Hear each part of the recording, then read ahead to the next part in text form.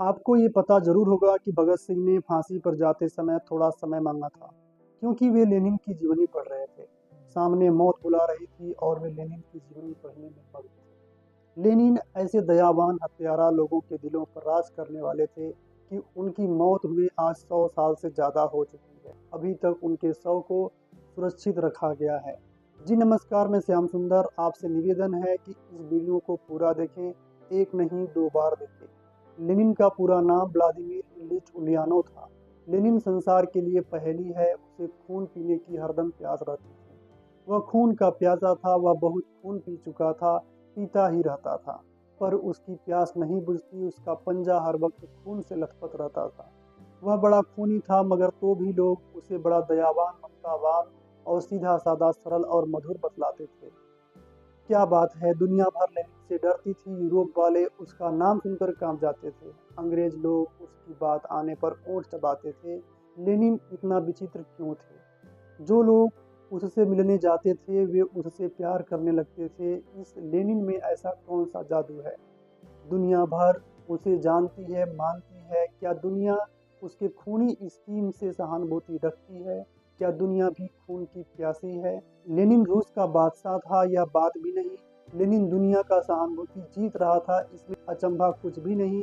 संसार भर के लक्ष्मीपति लूट कर मजदूर या किसान बना दिया जाए, लूटा हुआ धन सर्वसाधारण के काम में लाया जाए, अमीरों के बड़े बड़े महल छीने जाकर मजदूरों को रहने के लिए दिए जाएं, उनकी मोटरें छीनकर किसानों को खेतों तक पहुंचाया जाया करे। जो परिश्रम न करे उसको शासन में प्रतिनिधित्व न रहे।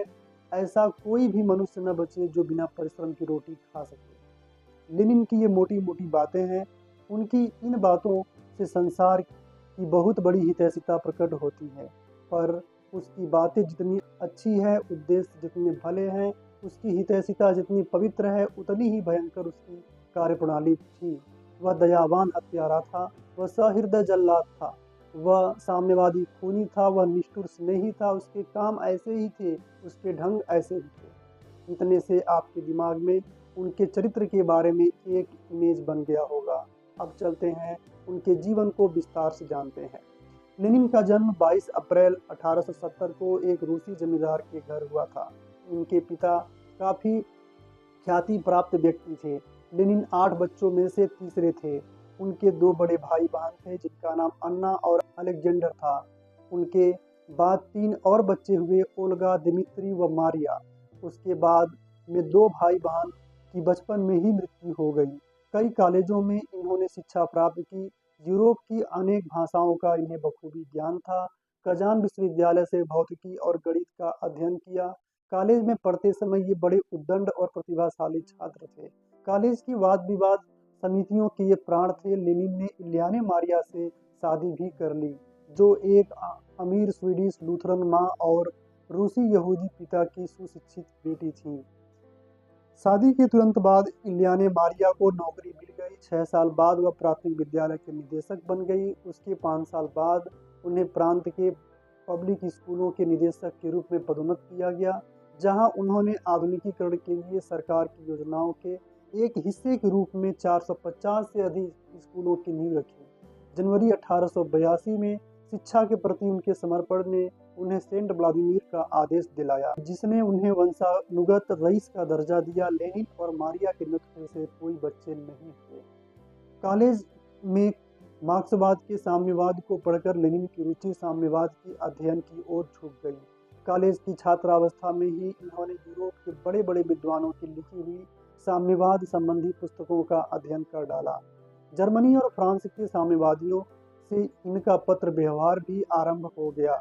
इनका एक भाई गलत राह पर चला गया। उसने हर तरह से उत्पात किए। अंत में इनका भाई जार यानी रूस की सरकार के प्राणघात के षड्यंत्र में पकड़ा गया और फांसी पर लटका दिया गया, जिससे आहत होकर लेनिन का कदम क्रांतिकारी बनने की तरफ बढ़ता गया।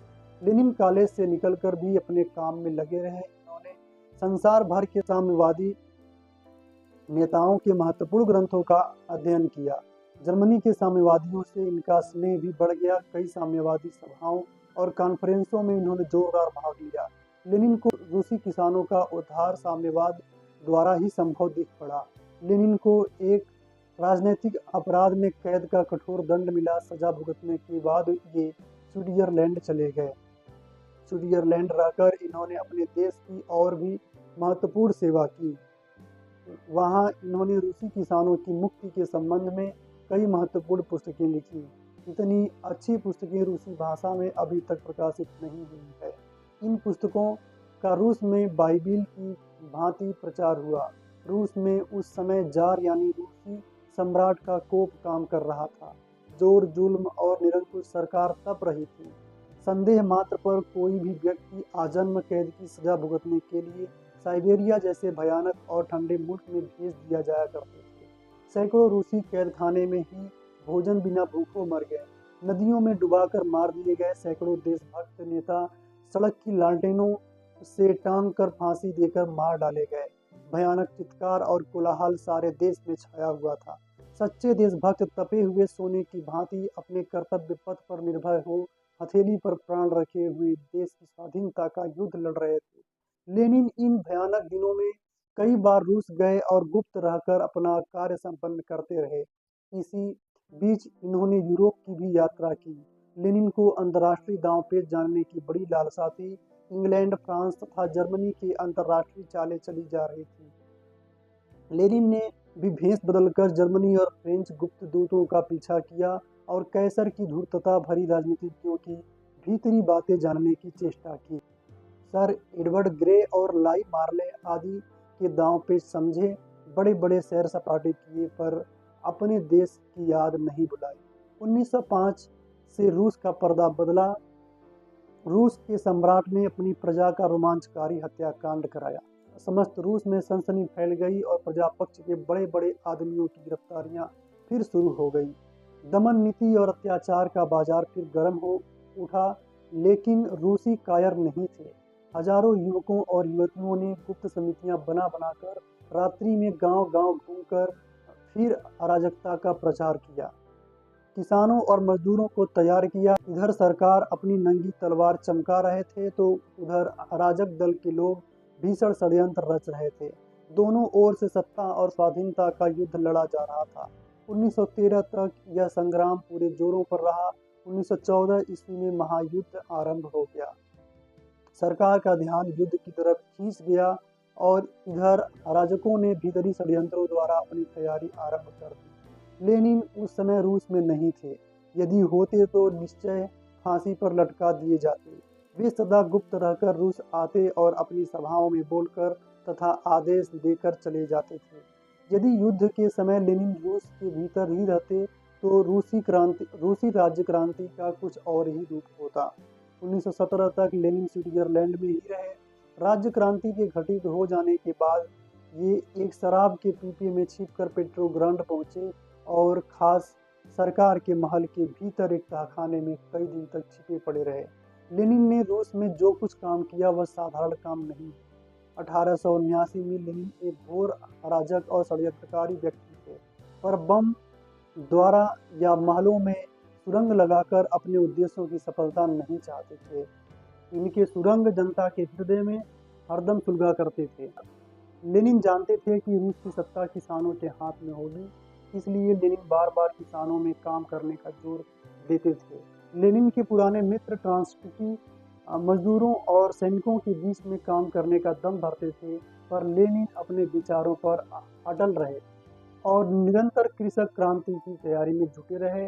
किसानों की दुर्दशा, पूंजी वाले के स्वार्थ, अर्थ लोलुप व्यापारियों के हथकंडों और नौकरशाहों के जुल्मों का सजीव चित्र उन्होंने बार बार किसानों के नेत्रों के सामने खींचा। कई महत्वपूर्ण पुस्तकें लिखी, पैम्फलेट लिखे, बंटवाए और गांव-गांव में उनका प्रचार कराया।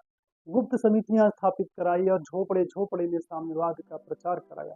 13 वर्ष लगातार यह काम हुआ और तब कहीं रूसी किसानों की समझ में आया कि राजा एक बड़ा व्यापारी और पूंजीपति है, जो छोटे छोटे व्यापारियों द्वारा श्रमजीवियों के पसीने से सींचा हुआ धन छीनकर मौजे करता है और अधिक धन वसूल करने के लिए तरह तरह के शासन और दंडों का विधान किया करता है। ऐसे चांडाल राजा के दूत, अमले वाले, सेना वाले, पुलिस वाले, टैक्स वसूल करने वाले, सबके खून पीने वाले और गरीबों की सूखी हड्डियों तक को चबा जाने वाले नर पिशाच होते हैं। रूसी किसानों की समझ में यह भी आ गया, पढ़े लिखे और समाज सुधार पुकारने वाले अपने भाई ही हम गरीबों के बंधनों को अस्थायी बनाने में सहायक बनते हैं। किसानों के बीच में यह भाव भी बोया गया कि जिस परिवार में जितने हल चलाने वाले आदमी हैं, उसके हिसाब से भूमि निःशुल्क विभाजन किया जाए। उसकी भूमि का स्वामी किसान हो, न कि राजा या कोई पूंजी वाला व्यापारी। मजदूरों में यह भाव भरा गया कि मिलों और फैक्ट्रियों की उन्नति तुम्हारे बल और तुम्हारे परिश्रम से हुई है। उनका सारा मुनाफा तुम्हारा है। स्वामी को तो पूंजी का सूद मिलना चाहिए, न कि पूरा मुनाफा। उन्हें यह भी बतलाया गया कि देखो, तुम्हें भूखों मारकर 14-14 घंटे परिश्रम कराकर ये व्यापारी अमीर होते जाते हैं और तुम्हें भरपेट अन्न तक नसीब नहीं होता। वे मोटरों पर चढ़ते हैं और तुम मिलों में लंगड़े लुगड़े हो जाने पर भी अपने घर पर चैन से बैठकर अपने पेट का ठिकाना नहीं कर पाते। इस प्रकार लेनिन अपनी मोटी स्कीम 1905 से काम में ला रहे थे। उनका साहित्य बराबर प्रचार पाता जा रहा था। उनके गुप्त दूत, उनके गुप्त उपदेशक रूस की झोपड़ी झोपड़ी में अपना राग अलापते फिर रहे थे। हाँ, इस काम में लेनिन ही नहीं, अन्य बड़े बड़े देशभक्त भी थे, पर लेनिन काम करने वालों में सबसे भयंकर और साहसी थे। लेनिन रूस में श्रमजीवियों का सच्चा प्रजातंत्र स्थापित करना चाहते थे, पर 1905 तक रूस के बड़े बड़े देशभक्त नेता प्रजातंत्र के स्थान में परिमित राजसत्ता स्थापित करके संतुष्ट हो जाने की बात कहते थे। इसलिए सच्चे साम्यवादी समुदाय के लोग इन राजसत्ता के स्वप्न देखने वालों से अलग अलग रहकर अपना काम कर रहे थे। इस विकट काम में लगभग सभी बड़े बड़े साम्यवादक क्रांतिकारियों को देश के लिए कारागार भुगतना पड़ा। यहाँ तक कि रूस की राज्य क्रांति के समय सच्चे साम्यवादी नेताओं की जेलों में अधिक और नगरों में कम रह गई। रूस की राज्य क्रांति को उभार देने वाला सरकार का ही मंत्री प्रोटोपाप था, जिसने पेट्रोग्राड में अब की ऐसी तबाही डाल दी कि गरीब लोग एक एक रोटी के लिए खून करने पर उदारू हो गए। हुआ भी यही, हजारों तड़पते और तड़पते हुए भूखे लोग पेट्रोग्राड में घूमने और लूट मार करके अशांति फैलाने लगे। सैनिक भी जारशाही यानी निरंकुश शासन के अत्याचारों से दुखी थे। दूसरे जर्मनी के द्वारा परास्त होने के कारण सरकार को शत्रुवत करने लगे थे। जब सरकार को सूचना मिली कि पेट्रोग्राड में क्रांति उठ खड़ी हुई है, तो उन्होंने दमन करने के लिए सेनाएं भेजी, पर सेनाएं पेट्रोग्राड आते ही जनता से मिल गई और इस प्रकार पेट्रोग्राड पर जनता का अधिकार हो गया।